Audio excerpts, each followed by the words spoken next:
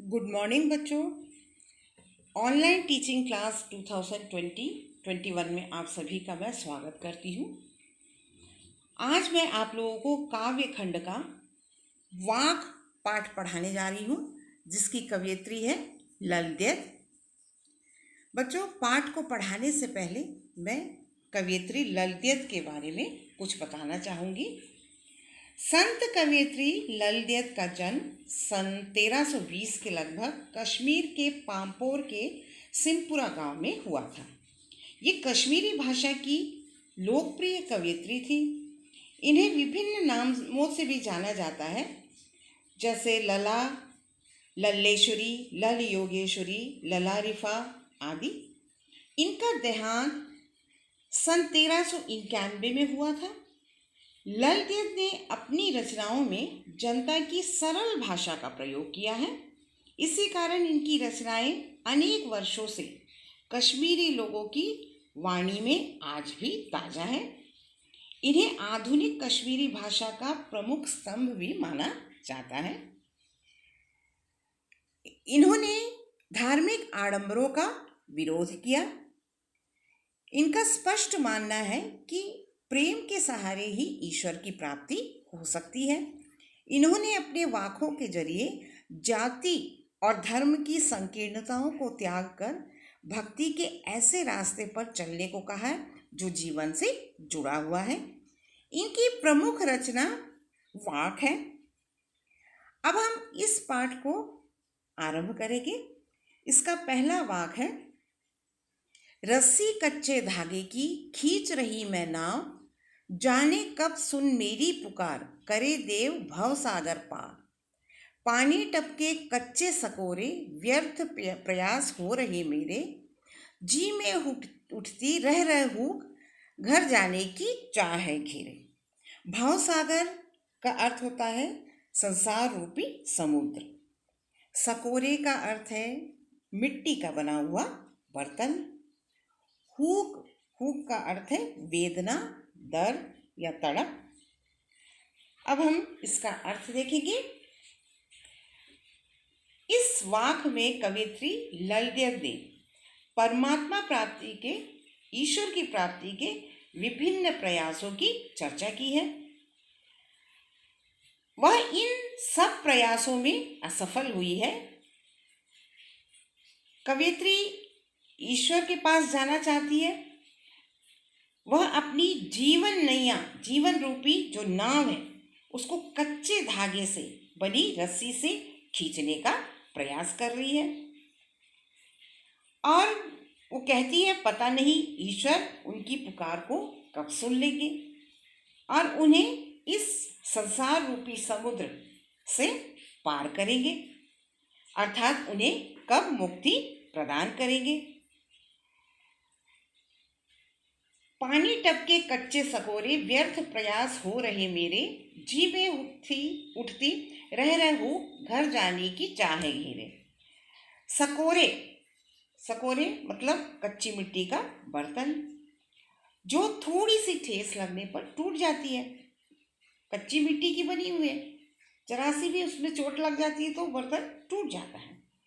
ईश्वर को पाने के लिए उनका जो प्रयास है वो भी कच्ची मिट्टी की तरह कमजोर साबित हो रहे हैं। इसलिए कवयित्री ने उन प्रयासों को, ईश्वर प्राप्ति के जो प्रयास है, उसको कच्चे सकोरे यानी कच्ची मिट्टी का बर्तन कहा है। वह माया मोह के जाल में फंसी हुई है। उनके प्रयास, ईश्वर प्राप्ति के जो प्रयास है, स्वाभाविक रूप से कमजोर होते जा रहे हैं। वह क्षण भंगुर प्रयासों से, यानी क्षण भंगुर मतलब क्षणिक प्रयासों से ईश्वर को पाना चाहती है। और कमजोर सहारे के बल पर ईश्वर की प्राप्ति कैसे हो सकती है कि नहीं। ये सहारे व्यक्ति को सांसारिक मोह माया के जाल में उलझाने वाले होते हैं। कवयित्री सांसारिक बाधाओं से छुटकारा पाकर ईश्वर को पाना चाहती है, परंतु मोक्ष प्राप्ति यानी मुक्ति प्राप्ति के सभी मार्ग जो है उनके राह में अवरुद्ध हो जाते हैं, यानी रुकावट पैदा कर रहे हैं। रह रह कर उनके मन में मोक्ष प्राप्ति की एक दर्द सी उठती है, एक तड़प सी उठती है। वो ईश्वर के पास जाना चाहती है। उनका मानना है ईश्वर का जो निवास है, जहाँ ईश्वर रहते हैं, वही उनका घर है और वो जल्दी से इस संसार रूपी समुद्र को पार कर कर ईश्वर के घर जाना चाहती है। लेकिन उसके लिए कई प्रयास भी कर रही है ईश्वर के पास जाने के लिए, लेकिन उनके सारे प्रयास जो है व्यर्थ होते जा रहे हैं। इस वाक में जो है संसार को भव सागर यानी कष्ट का सागर माना है और जीवन को जो है नाव के समान माना है। जीवात्मा यानी जो आत्मा है हमारी की यही इच्छा होती है कि वह अपने प्रियतम यहाँ प्रभु को कहा गया है, प्रियतम के घर जल्दी से जल्दी जाए। लेकिन उनका जो प्रयास है ईश्वर के घर जाने की, वो लगातार जो है व्यर्थ सिद्ध होते जा रहे हैं।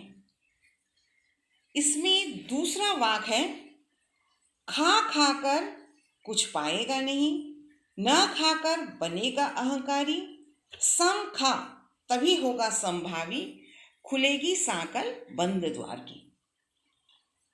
इस वाक में जो है कवयित्री मनुष्य को समभावी बनने के लिए प्रेरित करती है। यानी मनुष्य में जो है समानता का भाव, यानी इंद्रियों को नियंत्रित करके रखने का भाव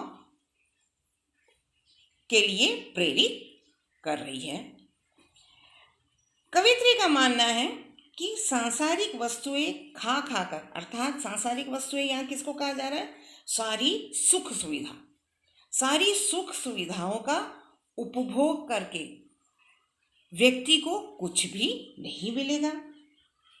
अगर वो न खाकर अर्थात व्रत तप कर रहता है तो उसमें घमंड का भाव आ जाता है।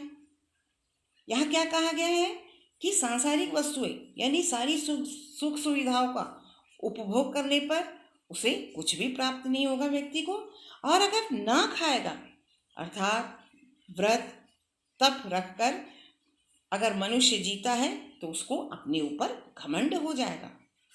ये दोनों स्थितियां, कौन सी दो स्थितियां? अधिक खाने की स्थिति। अधिक खाने की स्थिति क्या है? सुख सुविधाओं का उपभोग करना।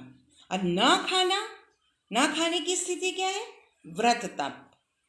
अगर ये दोनों भाव, ये दोनों स्थिति अगर मनुष्य में होगी तो भी वो उन्हें सुख प्रदान नहीं करेगी। यदि व्यक्ति को खाना है तो सम खाए। सम मतलब अर्थात अंदर जो भीतरी और बाहरी इंद्रियों पर नियंत्रण रखना। सम का क्या मतलब है? अपने अंतःकरण के और बाहरी इंद्रियों पर नियंत्रण करना, कंट्रोल करना। व्यक्ति जब अपनी इंद्रियों को और मन को वश में कर लेता है तब वह समभावी हो जाता है, उसमें समानता का भाव आ जाता है। फिर उसे सांसारिक सुख साधन अपनी ओर खींच नहीं पाते हैं। अब अगला उसमें है, खुलेगी सांकल बंद द्वार की। अगर वो समभावी बना रहेगा तो उसकी बुद्धि जो है व्यापक हो जाएगी और उसके ज्ञान के नेत्र खुल जाएंगे और वह मोह माया में नहीं फंसेगा। तो यहाँ पर कवयित्री ने व्यक्ति को समभावी बनने के लिए कहा गया है। ऐसा तभी हो सकता है जब व्यक्ति अपने मन और इंद्रियों को अपने वश में रखेगा, तभी उसका मुक्ति का मार्ग जो है आसान हो पाता है। अब इसके आगे के 2 वाक हम अगली कक्षा में पढ़ेंगे।